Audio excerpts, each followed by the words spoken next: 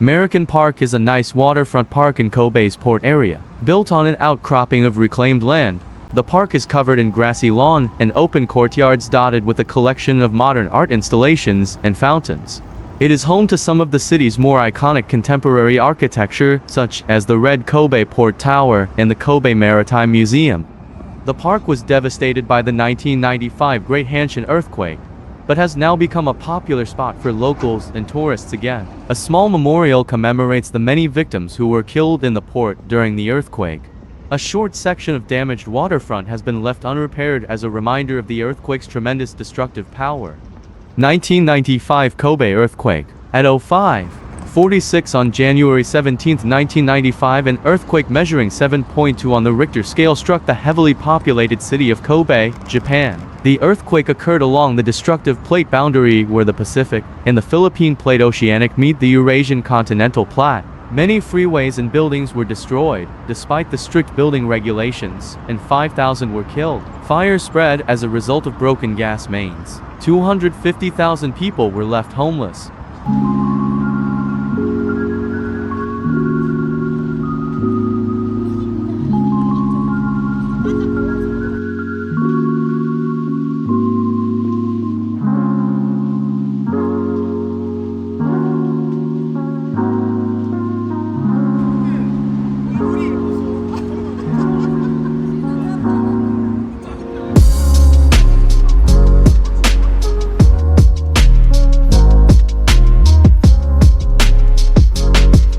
The Kobe Monument was newly installed in Meriken Park in 2017 to commemorate the 150th anniversary of the opening of Kobe Port. Meriken Park, which is always crowded with people, is a particularly popular photo spot. The word Be Kobe is a civic pride message that was born 20 years after the GRE.